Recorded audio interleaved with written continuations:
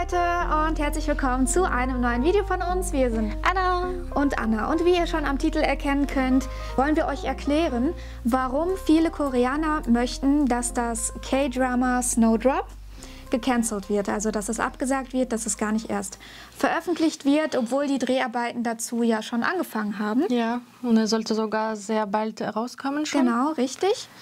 Und ja, wir haben wie in alten Schulzeiten eine kleine Präsentation für euch vorbereitet. Das war Anja, die ist super gut damit. Nicht wirklich, aber ich habe mir wirklich Mühe gegeben. Ja, wirklich. Ganz am Anfang möchten wir einmal sagen, dass wir niemanden damit beleidigen möchten, dass wir Gar keinen Fall, ja. als weiße Person oder als Europäer über die Geschichte Koreas reden. Also verzeiht uns bitte, falls wir irgendwelche kleinen Fehler oder so drin haben. Wir haben aber wirklich nur gute Absichten damit, denn wir wollen die vielen wütenden internationalen Fans ein bisschen beruhigen. Beruhigen, und ja, bitte Leute. denen erklären, warum das so ein sensibles Thema ist und warum man ein bisschen aufpassen sollte. Ja, kann sein, dass die anderen das nicht verstehen, die Europäer, ne? Weil es ist wirklich Geschichte von Korea und nicht jeder reagiert so wie die Koreaner selbst drauf. Richtig, und nicht jeder informiert sich auch darüber. Ja, die sehen da nur, oh nein, da spielt doch Jisoo drin mit und das ist doch so toll und warum soll das jetzt abgesagt werden? Aber das hat wirklich einen geschichtlichen Hintergrund und den wollen wir euch jetzt erklären. Also fangen wir an. Was ist eigentlich das Problem bei dem Ganzen? Ne? Also Hintergrundwissen ist einmal, dass eben die Hauptrolle in diesem Drama Jisoo spielen wird von Blackpink. Und das ist auch die erste Hauptrolle. Die sie überhaupt bekommt. Ja. Genau. Und die hat natürlich weltweit extrem viele Fans, so wie ihre Gruppe an sich. Also Blackpink kennt, glaube ich, jeder. War jetzt auch oft im Radio zu hören, bei uns sogar in Deutschland. Ja. Sind wirklich sehr populär und wie gesagt, sie spielt halt da mit. Und viele Fans von ihr gönnen ihr das natürlich und haben sich sehr, sehr gewünscht und gefreut für sie, dass sie in diesem Drama mitspielt und wollten das alleine schon wegen ihr gerne anschauen. Und überhaupt, worum geht es in der Drama? Diese Drama findet statt in den 80er Jahren in Korea. Und ein koreanischer, wie heißt ein Spy denn auf Deutsch? Spion. Spion, genau. Und ein nordkoreanischer Spion macht, als ob er ein Student ist und der dann trifft die Jung Cho, die Rolle, die Jisoo spielt. Genau, also haltet euch jetzt nicht zu sehr an dem Namen auf, weil am Ende werden wir euch erzählen, was das Problem mit diesem Namen der Hauptrolle war für viele Koreaner. Zu dem Zeitpunkt, wo wir die Präsentation gemacht haben, hieß es offiziell, dass sie diesen Namen in dem Drama bekommen wird. Ja, und Jung Cho also war diese Aktivistin gegen Autoritarismus in den 70er Jahren in Korea. Genau, also in den 70er, 80er Jahren, muss man sagen, war ja Korea unter einer Diktaturherrschaft. Und dagegen hat sie eben versucht anzukämpfen. Dann das größte Ereignis und das, was eben viele Koreaner so schlimm finden, dass das in diesem Drama so thematisiert wird, sind eben diese Gwangju Democratization Movement. Also das war sowas wie eine Demonstration, die halt von koreanischen Studenten angeführt wurde gegen eben diese Diktatur, gegen Koreas Staat im Endeffekt. Und das Ganze ging vom 18. Mai bis zum 27. Mai 1980 und dort wurden über 2000 Leute auf brutalste Art und Weise getötet. Und die meisten davon waren eben Studenten, also Leute, die noch total jung sind, ihr ganzes Leben vor sich haben. Falls ihr dazu mehr erfahren wollt, googelt das bitte einfach, Gwangju Democratization Movement, da gibt es bestimmt auch Artikel auf Deutsch zu. Bei sehr vielen Studenten wurde halt einfach gesagt, teilweise sogar ohne Grund, der ist ein nordkoreanischer Spion, deshalb muss der jetzt getötet werden oder eliminiert werden oder irgendwas. Krass, ne? Aber das waren halt nur so Vorwände, das war deren Hauptgrund, um jemanden sozusagen anzuklagen, wenn man das so sagen kann. Ja, also in Korea hat man darüber nicht so viel gesprochen und es wurde fast nicht bekannt, jahrelang. Sehr viele Familien eigentlich immer noch heutzutage leiden darunter, unter das, was passiert ist. Und sogar nach 40 Jahren... Also sogar nach 40 Jahren haben die Leute das immer noch nicht so richtig verarbeitet, was da eigentlich passiert ist, weil ihr müsst euch vorstellen, 40 Jahre ist halt noch nicht so eine lange Zeit. Das heißt, die Leute, die das überlebt haben, leben immer noch und die leiden halt natürlich sehr darunter oder Familien haben Familienmitglieder verloren während dieser Bewegung oder also während es wurde dieser Demonstration. Eigentlich nicht anerkannt sozusagen, ne, dass das passiert ist. Schreibt uns das gerne in die Kommentare, falls wir irgendwas ausgelassen haben oder irgendwas vergessen haben. Ja, was sind die Hauptgründe, warum Snowdrop so kritisiert wird und warum Leute möchten, dass das eben abgeschafft wird? Also zum einen sagen die als Hauptgrund, dass das eine Verfälschung der Geschichte darstellt, dieses Drama, weil die sozusagen ein paar Sachen anders darstellen, als es in der Realität passiert ist. Ja, und der prinzipale Rolle in der Drama, also die Hauptrolle? Die Hauptrolle, genau. Warum die das so schlecht fanden, ist, dass ein Nordkoreaner Spion macht, als ob er ein Student ist. Und das wird so romantisiert. Ja, genau.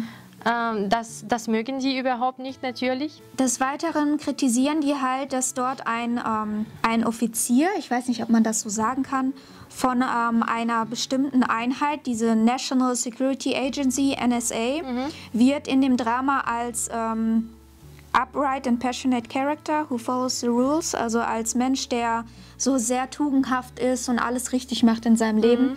So wird er dort dargestellt und das ist halt einfach nicht die Realität, weil das halt sehr brutale Menschen waren, die, ja, also man kann es so ein bisschen vergleichen mit SS-Zeit, ne? Diese Offiziere, die damals da gearbeitet haben, über die würde ja jetzt hier auch keiner sowas sagen, dass die ja alles richtig gemacht haben und nur die Regeln befolgt haben.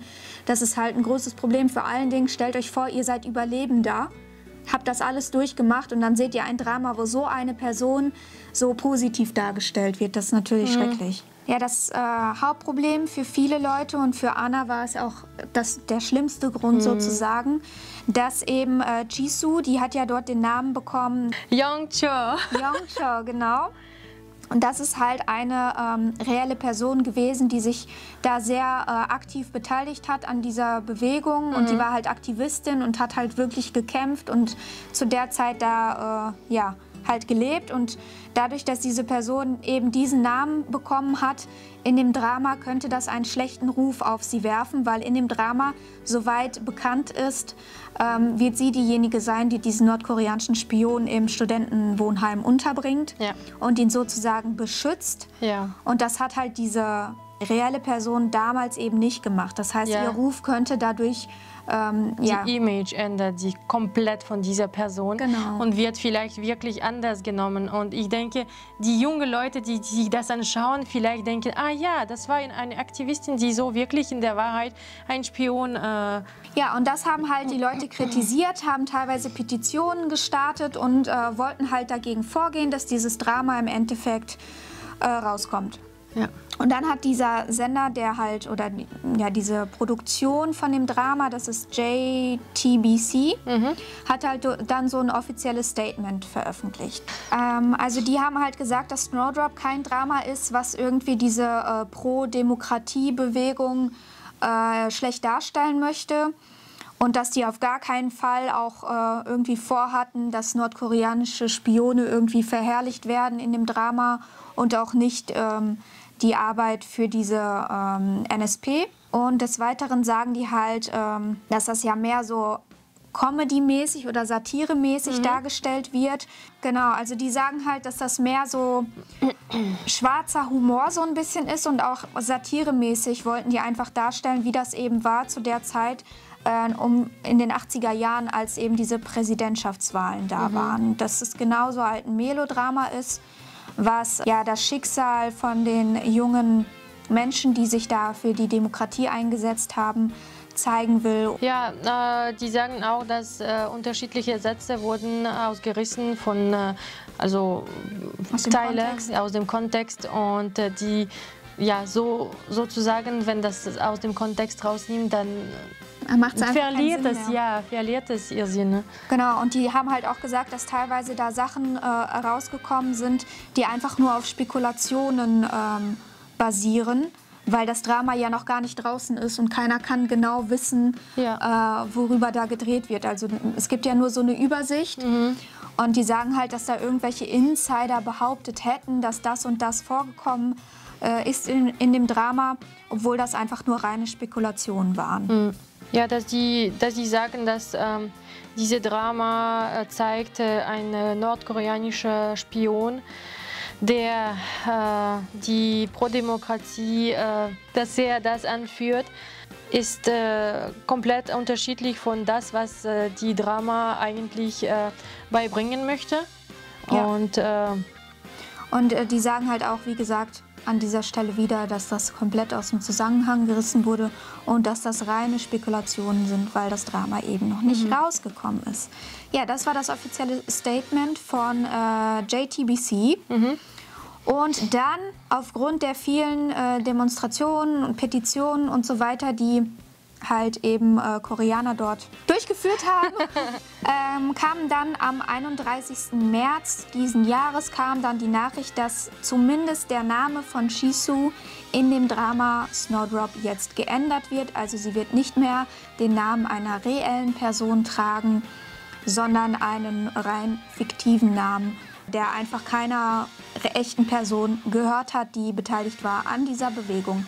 Ja, das war natürlich nur eine ganz, ganz kurze Zusammenfassung. Das Thema ist viel, viel komplizierter und da stecken viel mehr Emotionen dahinter. Das ist ja, ein harter Brocken zu verdauen, wenn man das alles so genau sich durchliest.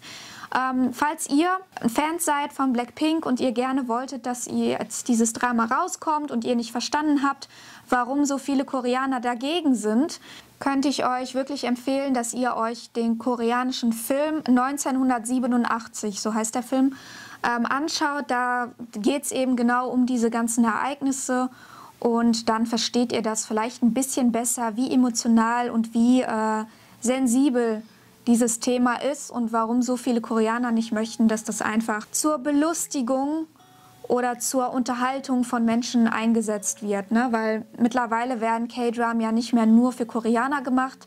Es ist bekannt, dass K-Dram weltweit sehr beliebt sind.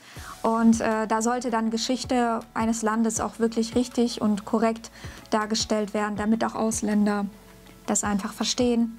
Und ja, vielleicht sich sogar selbst ein bisschen mehr informieren. Also es ist einfach aus Kultursicht sehr schwer zu verstehen, vielleicht für Europäer, aber viele versuchen das trotzdem zu verstehen, dass das also ein sehr sensibles Thema ist für Korea. Uns ist das wirklich wichtig, dass ihr das ja, so ein bisschen versteht und halt auch die Hintergründe versteht. Wir sind selber keine Profis, was das betrifft. Ich habe nicht koreanische Geschichte studiert oder so, aber ich hoffe, dass wir keine Fehler gemacht haben, erstens. Und zweitens, dass wir euch das vielleicht ein bisschen verständlicher gemacht haben.